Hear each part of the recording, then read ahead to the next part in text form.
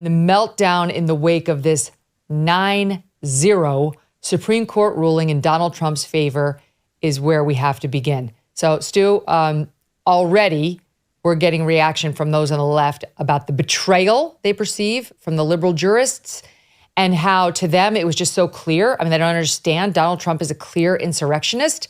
And how could the Supreme Court, which Keith Olbermann says we just need to move on from, betray us and be so confused in this way? What do you make of it? It's a fascinating day, and it's amazing to watch all of this happen. You know, I'm for one shocked that Sotomayor was on board for this. I could have believed Kagan. I could have even believed Ketanji Brown Jackson would be on the right side of this. Sotomayor, who I don't have much respect for, I'm surprised. But a 9-0 ruling is good. It's the thing that the country needs. They need clarity on something like this, which is insane. And the Biden administration does all of this and cheers this stuff on, and the media cheers all this stuff on while arguing for democracy, which is such a bizarre, hypocritical thing. It's like their favorite form of democracy is the one where you're the only name on the ballot. And like, I don't remember that being really the way democracy works. It's shocking to kind of see this portrayed by the media as something that was serious. And that, I think, is, if you want to come off of all the really important things I think this means for the country and all the legal ramifications, you can come off of that and just look at the way the society handled this, which is half the country was convinced that this was correct and true and obvious. And the only way this would be stopped is by the right-wing Supreme Court, who is unfair and always just rooting on Donald Trump.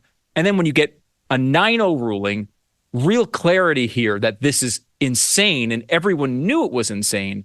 And then to see the way the media had just led people down this road over and over and over again and gets their hopes up, right? I guess if you're a left-wing person and you want no competition in the presidential election, you thought this was going to be a good thing. Instead, they embarrassed themselves. And there will be no retribution. We will not see some retrospective from these media organizations. Why did we give this credibility? Why did we run articles? Why did we take Lawrence Tribe seriously when he was making these arguments? Once again, the media just falls down flat on its face with no ideas of where it's going from here. Here's a sampling, Dave, of some of the reaction. Olbermann's always the best. The court has betrayed democracy. Its members, including Jackson, Kagan, and Sotomayor, have proved themselves inept at reading comprehension. And collectively, the court, that's in quotes, has shown itself to be corrupt and illegitimate. It must be dissolved. For good measure, adding, the Supreme Court is full of shit. Okay.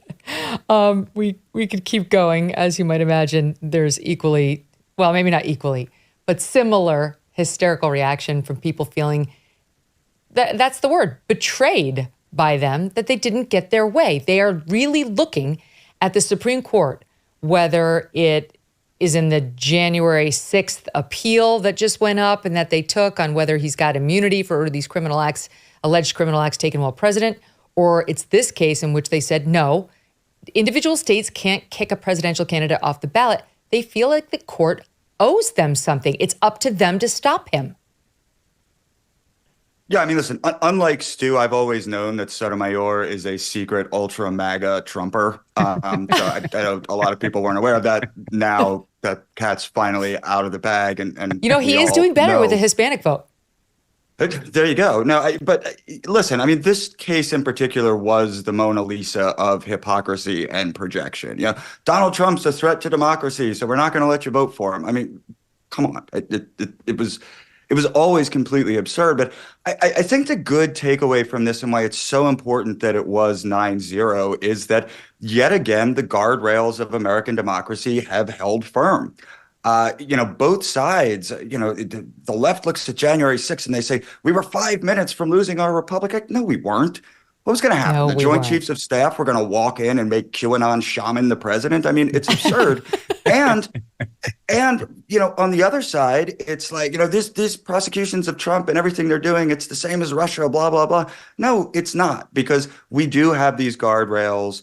They do work. The founders created amazing checks and balances. Americans throughout the century have sort of cherished and protected that. It's our job to keep doing that. And so really good to see a 9-0 Supreme Court decision on this case today, which really was, I think, a pretty obvious call. Totally agree with all that. I want to run this soundbite for you. I played it for the guys in the Fifth Column last week. It's absolutely nuts, but it bears another play, okay? Because this was Chris Hayes reacting to the decision to take up whether Trump has immunity for alleged criminal acts. The left did not want the high court to take that case either. They wanted them to just let the D.C. Circuit Court of Appeals saying he does not have immunity to stand, but they took it up, thus delaying the trial in federal court in D.C. on those January 6th charges until at the earliest, early July, but it's going to be later than that. But this is what you're going to hear from him tonight and from the left tonight, because they clearly look at SCOTUS as their last best chance to stop him and are starting to realize, actually, they're not an ally. Watch. That they would rob the People's Department of Justice the opportunity to present all the evidence of his guilt. That the voters of this country, you and I, the hundreds of millions of us, might be robbed of the information we need to determine whether the man is guilty of the gravest crime any politician has been accused of since the Civil War. If you were hoping that Donald Trump's authoritarian disregard for the rule of law was going to be stopped by Americans' institutions and the court at the highest level, that hope is severely diminished today.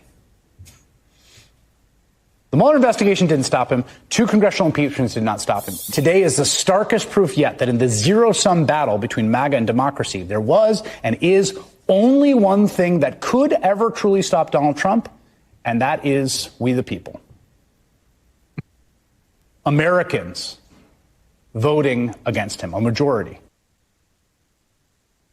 You can see the little light bulbs too, right? Like, yeah.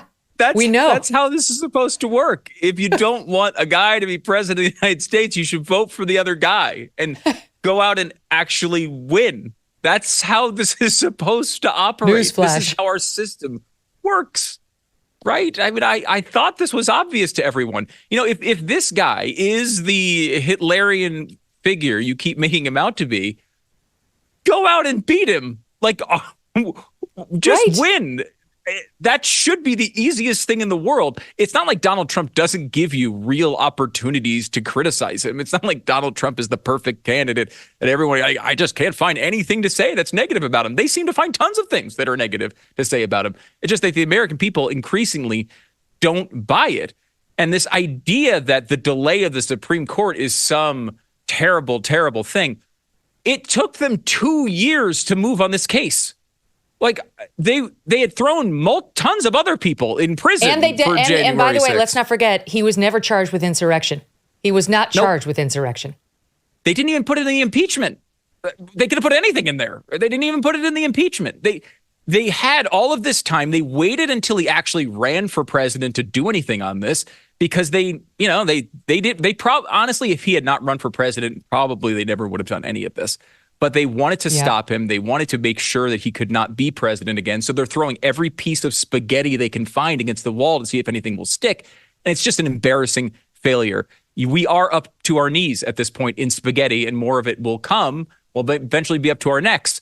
It's just they will try literally anything except just winning. Go out there and beat the guy. In the famous words of Adrian to Rocky before the last big battle in Rocky 1. Win. That's the best advice. Just win. You already have the media. But it's good advice. Right? Yeah, but he made it 15 rounds. That was a win in the moment. All right. So it's like the point is they control the media. They have the best get out the vote operation in America and had for a long time now. They have the least popular candidate running as a Republican that we've had in decades. So just win. What are you in such a panic about? Oh, wait, your candidate is horrible. Well, then do something about it. Don't be such P words. That's the one swear I don't like. Don't be such a P word. Go out and find another candidate who can win. I don't care. I don't want to hear your whining when you won't find another candidate because you know your guy is struggling. You just want to bash our democracy, get rid of the Supreme Court, mess with our balloting system.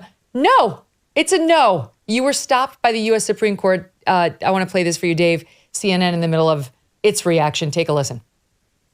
You know, look, unfortunately for America, The court isn't necessarily wrong that this is the way the framers wanted it to be. They wanted Congress, the people who are closest to their constituents, to be able to make the rules and the laws.